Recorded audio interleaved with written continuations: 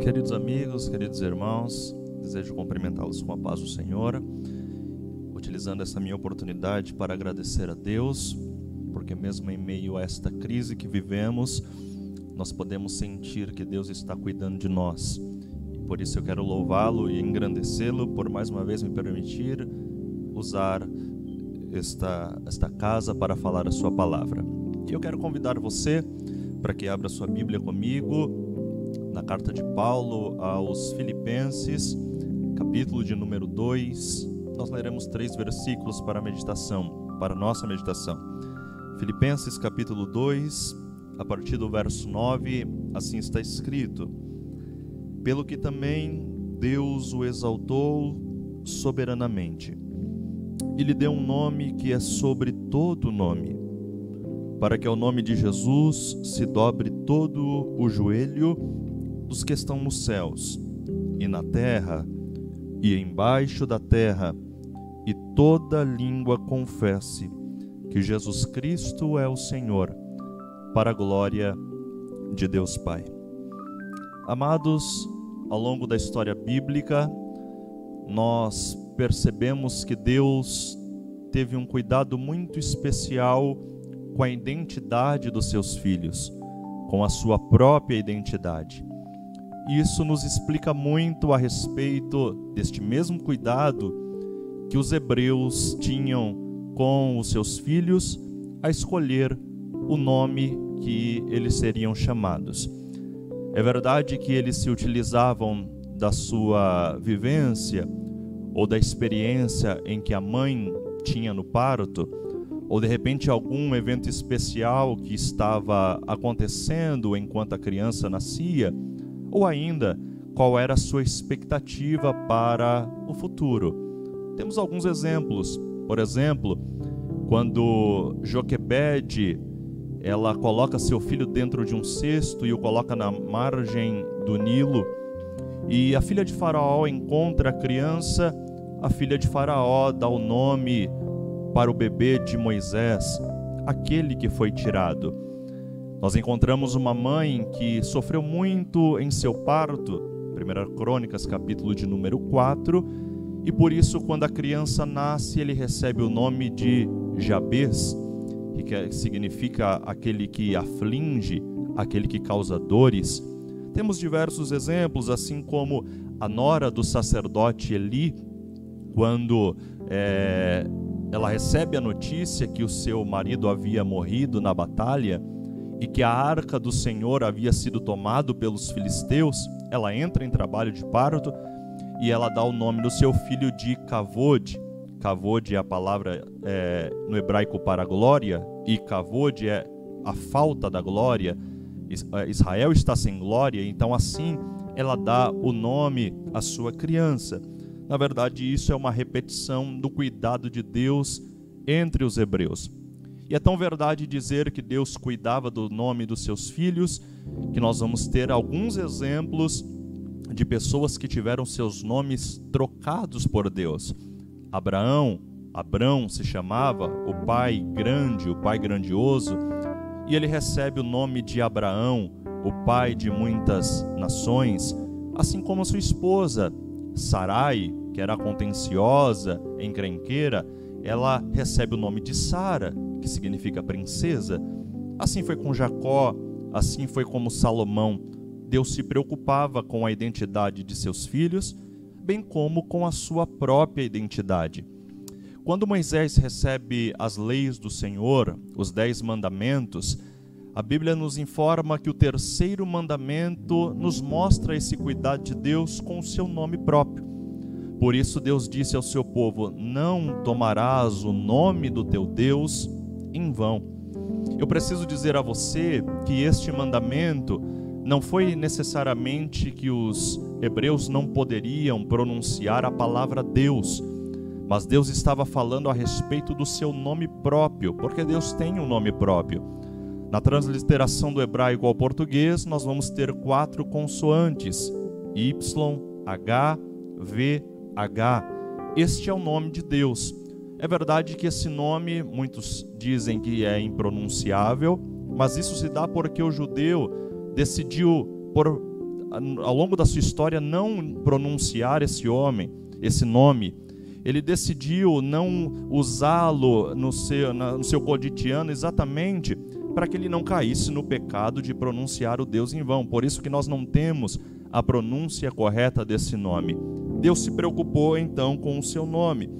E veja que este zelo pela identidade, este zelo pelo nome próprio, ele vai ser evidenciado por Jesus e também em Jesus. Eu explico a vocês. Por Jesus, porque Jesus fez questão de mostrar a importância desse nome às pessoas que ele conviveu. Quando os discípulos pedem a Jesus, por exemplo, ensina-nos a orar, e Jesus vai ensiná-los em Mateus capítulo de número 6, depois de algumas orientações a respeito da oração, Jesus disse: orem assim: Pai nosso que estás nos céus, santificado seja o vosso nome. Jesus estava dizendo para sempre que o nome do Pai permaneça santo, que o seu nome se afaste de toda a iniquidade. Veja João 17, na oração de Jesus, que nós temos mais detalhes em toda a Bíblia. Lá no versículo de número 6, Jesus orando, ele disse: Pai, eu manifestei o teu nome a estes meus discípulos. Verso de número 11, Jesus pede: Pai, por favor, guarda-os no teu nome. Verso 26, Jesus disse: eu fiz o teu nome conhecido a eles. Então Jesus reverenciou o nome do Pai. Mas esse nome, esse zelo pela identidade de Deus, se evidenciou também em Jesus. E é exatamente isto que Paulo está tratando a igreja de Filipos no capítulo 2. E a orientação que Paulo dá aos irmãos é: vejam bem, que o mesmo exemplo que Jesus deu a nós, que vocês o pratiquem, de modo que haja em vós o mesmo sentimento que houve em Cristo Jesus, pois ele era Deus, ele é Deus, e mesmo sendo Deus, ele não teve usurpação, ser igual a Deus, mas ele esvaziou-se de si mesmo. O apóstolo está dizendo: ele abriu mão de todos os seus atributos divinos enquanto esteve aqui nessa terra. E Paulo disse: ele assume a forma de homem, ele assume a forma de servo. Desse modo ele evidencia o nome de Deus. Por quê? Porque ele cumpre com excelência a sua vocação. Ele cumpre com excelência seu ministério. De modo que Deus então o exaltou de maneira soberana e lhe deu um nome que está acima de todo nome, para que ao nome de Jesus se dobrem todos os joelhos, dos que estão no céu, na terra, embaixo da terra, e toda língua confesse que Jesus é Senhor, para a glória de Deus. Veja, amados, que o nome de Jesus é muito poderoso. O nome de Jesus é muito excelente. Por isso preciso afirmar a vocês que o nome de Jesus, ele não é uma palavra de efeito, uma palavra mágica que visa trazer maior ênfase naquilo que estamos falando, ou que isso seja uma maneira de nós conquistarmos aquilo que queremos. Todas as vezes que nós utilizamos a palavra ou a expressão em nome de Jesus, nós estamos querendo dizer que nós temos a procuração de Jesus para falar aquilo que ele falaria se estivesse em nosso lugar. Isso é muito importante, porque para falar em nome de Jesus, no lugar de Jesus, existem algumas questões que Jesus nos autorizou falar em seu nome. Por exemplo, quando ele deu a orientação aos seus discípulos a respeito da obra da evangelização, a respeito da obra missionária, Marcos capítulo de número 16, a partir do verso 15, Jesus disse assim: ide por todo o mundo, pregai o evangelho a toda criatura. Quem crer e for batizado será salvo. Quem não crer será condenado. Estes sinais, disse o mestre, seguirão aos que crerem. E aí ele nos mostra o que é, para o que nós podemos usar o seu nome e falar como ele falaria. Ele disse: em meu nome, primeiro, vocês expulsarão demônios. No nome de Jesus, nós podemos repreender as potestades, os principados, as hostes espirituais da maldade, porque ele nos deu autonomia para isso fazer. Você se lembra bem de Atos capítulo 16, quando Paulo e Silas estão na cidade de Filipos, estão indo orar, e uma menina os interpelava dizendo: eis aí, homens de Deus que portam a palavra da salvação. E de fato era uma verdade, mas Paulo se incomoda com as palavras da moça, pois ele percebe que nelas havia uma tentativa de influência maligna. E no verso 18, ele se atém a ela e diz: em nome de Jesus, eu te ordeno que saia dela. E a menina ficou sã, sarada, os demônios foram embora. Ele colocou em ação aquilo que Jesus autorizou a fazer em seu nome. Mas não somente isso, Jesus disse: no meu nome vocês podem expulsar demônios, mas também vocês podem falar em novas línguas.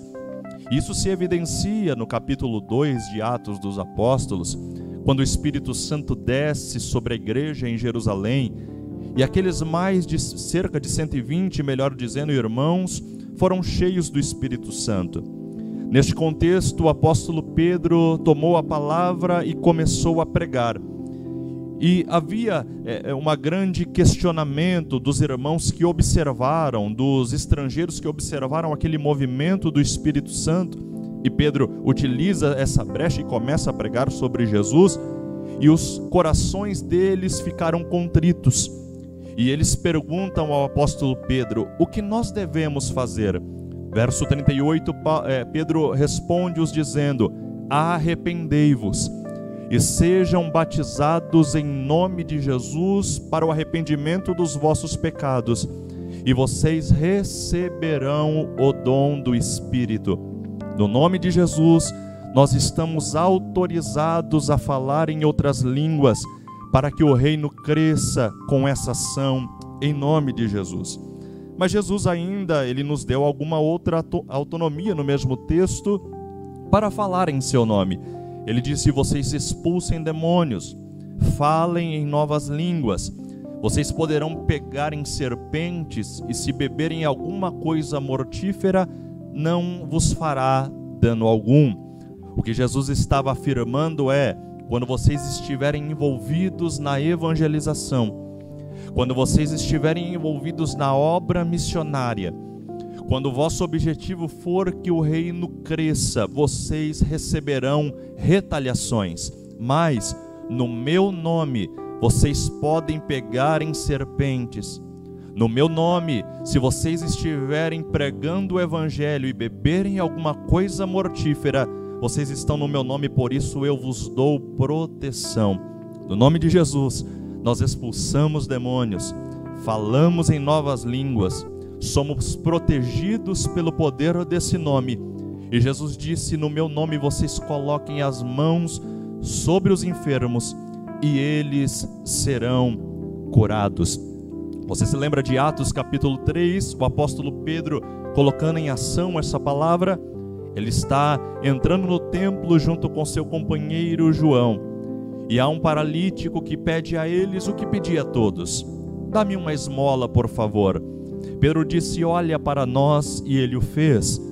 O apóstolo direciona-se e diz: eu não tenho ouro, eu não tenho prata, mas o que eu tenho eu te dou. Em nome de Jesus o Nazareno, eu te digo: levanta-te e anda. Pelo poder do nome de Jesus, as enfermidades vão embora. Pelo poder do nome de Jesus, nós recebemos a cura que Ele nos autorizou falar em seu nome. Mas veja bem, queridos irmãos, que além da autorização para pelo menos esses 4 elementos, mais do que isso, nós fomos beneficiados pelo poder do nome de Jesus. E rapidamente eu lhe digo, pelo poder do nome de Jesus, nós temos as nossas orações recebidas pelo Pai. Olha o que Jesus afirmou no Evangelho segundo João, capítulo 14, verso 13, 14 e 15. Jesus disse assim: aquele que crê em mim, também fará as obras que eu faço, e fará maiores do que esta, porque eu vou para o Pai, e tudo quanto pedirdes em meu nome, eu o farei. Para quê? Para que o Pai seja glorificado no Filho. Olha o que Jesus está afirmando: se vocês fizerem as minhas ações, se vocês fizerem ações maiores da que eu fiz, e estas ações forem para que o Pai seja glorificado no Filho, vocês podem pedir tudo o que vocês fizerem, ele será concedido. No nome de Jesus nós fomos beneficiados porque nossas orações são aceitas pelo Pai. Nós recebemos o benefício de ter a presença de Jesus pelo poder do seu nome. Essa movimentação que está acontecendo para que você tenha a palavra ministrada na tua casa, para entoarmos louvores, e você pode compartilhar com isso aí aonde você está.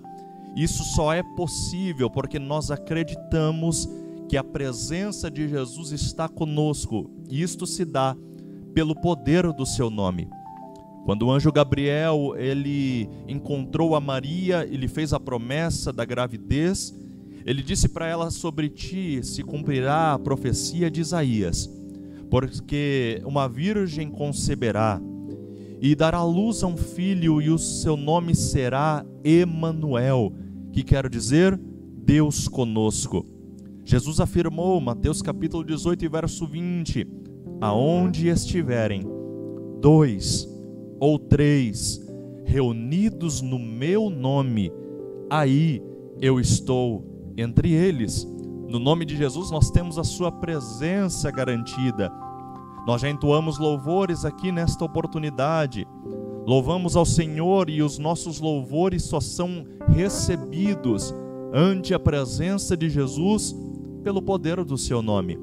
É o que o apóstolo Paulo vai tratar a igreja de Éfeso. Lá no capítulo 5, verso 20 a seguir, ele vai trazer essa ideia que os nossos louvores são recebidos por Deus em nome de Jesus.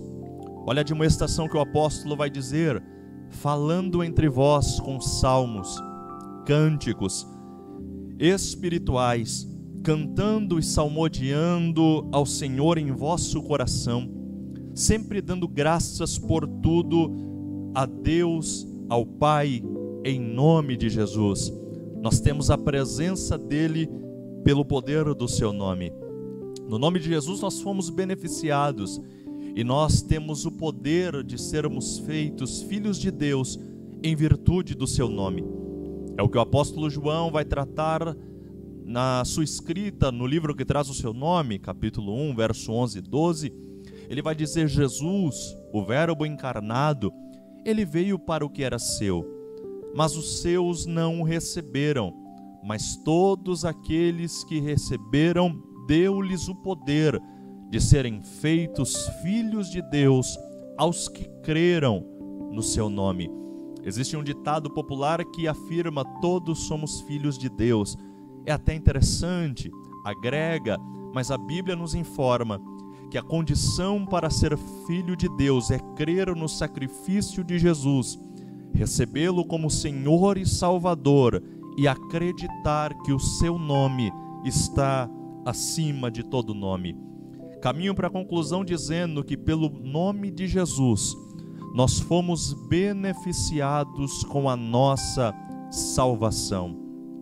E isto está na identidade de Jesus.